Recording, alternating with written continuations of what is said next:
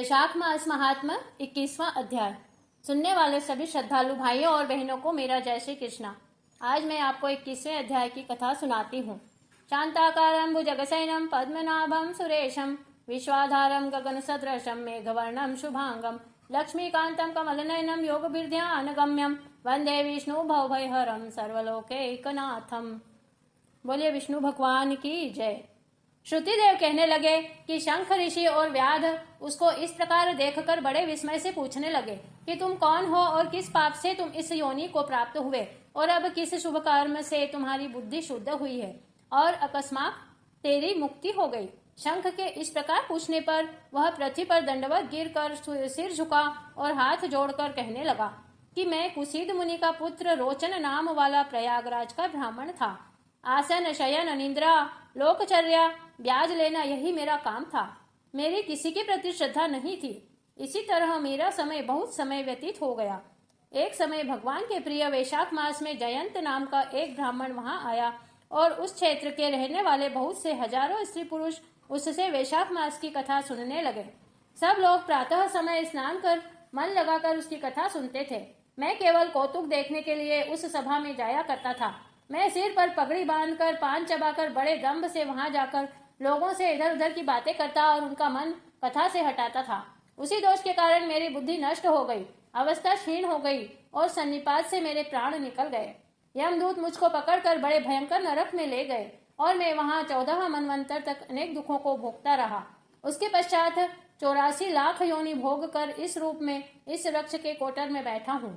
देव योग से आपके मुख से निकली हुई कथा को सुनकर मेरे सब पाप नष्ट हो गए और सर्प योनि छोड़कर दिव्य देह धारण कर आपकी शरण में आया हूँ। मैं नहीं जानता कि आप मेरे कौन से जन्म के बंधु हैं। मैंने तो कभी किसी का कोई उपकार नहीं किया, फिर सज्जनों का संग कैसे हुआ। आप मुझ पर कृपा करिए जिससे मेरी बुद्धि धर्ममय हो और भगवान के चरणों में मेरी प्रीति बनी रहे, क्योंकि सज्जनों की संगति कभी वृथा नहीं जाती। मुझसे कभी अधम न हो और न ही अहंकार हो। मैं सदैव दरिद्री ही रहूं, क्योंकि दरिद्री धन मदांधों के लिए अंजन रूप है। इस प्रकार स्तुति कर हाथ जोड़कर मुनीश्वर के आगे खड़ा हो गया। शंख मुनि ने बड़े प्रेम से उसको उठाया और उसके स्पर्श मात्र से सब पाप नष्ट हो गए। फिर से दिव्य रूपधारी ब्राह्मण पर कृपा करके सब वृत्तांत कहने लगे कि हे ब्राह्मण, वैशाख मास और विष्णु भगवान का महात्मा सुनने मात्र से मेरे से तेरे सब पाप नष्ट हो गए हैं। तू क्रम से अतिवाहिक लोकों को जाकर फिर दर्शार्ण देश में ब्राह्मण के घर जन्म लेगा और वैद्य शर्मा नाम से प्रसिद्ध होकर सब विद्याओं में निपुण होकर प्रत्येक जन्म में तुझे जाति स्मृति रहेगी और तुम संपूर्ण इच्छाओं को त्याग कर वैशाखोक्त विष्णु के प्रिय धर्म को करोगे। निष्प्रह गुरु भक्त और जितेंद्रिय होकर उस जन्म में सदैव भगवान की कथा सुनने में तत्पर रहोगे और इस प्रकार तुम सिद्धि को प्राप्त हो जाओगे और सब बंधनों से मुक्त होकर योगियों को भी दुर्लभ मोक्ष पद को प्राप्त करोगे। डरो मत, मेरी कृपा से तुम्हारा कल्याण होगा। जो किसी प्रकार श्रद्धाहीन होकर भी भगवान के नाम का स्मरण करता है वह भी निर्मल होकर मुक्त हो जाता है।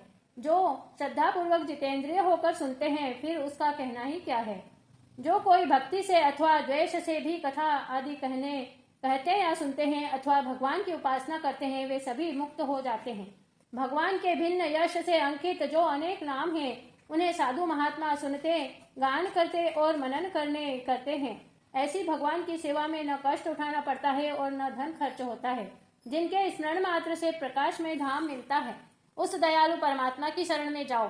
वैशाखोक्त धर्म के कार्यों को करो, इसी से भगवान तुम पर प्रसन्न होंगे। ऐसे कहकर मुनीश्वर चुप हो गए। तब व्याध को देखकर वह दिव्य पुरुष मुनीश्वर से कहने लगा कि महाराज, मैं धन्य हूँ।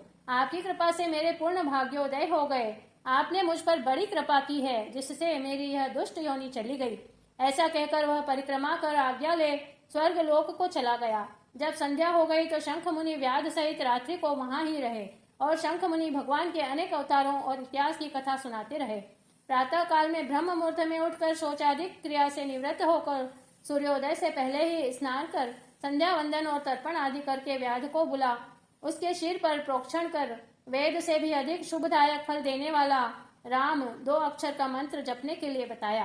शंख कहने लगा कि हे व्याध, विष्णु का नाम अनेक पापों को दूर करने वाला है। इससे हे व्याध, तुम निरंतर राम नाम जाप करते रहो। राम नाम का निरंतर जाप करने और वैशाखोक्त धर्म का पालन करने से तुम्हारा जन्म वाल्मीकि ऋषि के कुल में होगा और तुम वाल्मीकि नाम से प्रसिद्ध होगे। इस प्रकार यह सब बातें व्याध को बताकर शंख मुनि दक्षिण दिशा को चले गए और व्याध कुछ दूर उनके पीछे पीछे जाकर हाय हाय करके वियोग में रोने लगा। जब तक नेत्रों से ओझल न हुए उन्हीं की तरफ देखता रहा। फिर उठकर वन को स्वच्छ कर उस मार्ग पर प्याऊ लगाकर वैशाखोक्त धर्मों का पालन करने लगा। वन के कैथ, पनस, जामुन आदि फलों को इकट्ठा करता, जूते, चंदन, छतरी, पंखा आदि से पथिकों की सेवा करता, उनको बालू का बिछोना बिछाता तथा रात दिन राम नाम का जाप करने लगा। इस प्रकार जन्म बिताकर वाल्मीकि ऋषि कहने लगे। तब के अंत में स्त्रियों के गाने के शब्द सुनकर उनका मन चलायमान हो गया और एक भील जाति की स्त्री से उनके वाल्मीकि नाम का पुत्र उत्पन्न हुआ। यह वाल्मीकि बड़े ही तपस्वी और यशस्वी हुए, जिन्होंने मनोहर छंदों में संसार के सब बंधनों को काटने वाली राम कथा कही। श्रुतिदेव जी कहने लगे कि वैशाखोक्त धर्म से अर्थात जूते दान करने से ही व्याध के कितना दुर्लभ ऋषित्व हुआ। जो कोई इस पापनाशक कथा को सुनेगा उसका फिर संसार में जन्म कभी नहीं होगा। इस प्रकार वैशाख महात्मा का 21वां अध्याय समाप्त हुआ। बोलिए विष्णु भगवान की जय। प्रिय भाइयों बहनों, मेरी चैनल को सब्सक्राइब करना न भूलिएगा। जय श्री कृष्णा।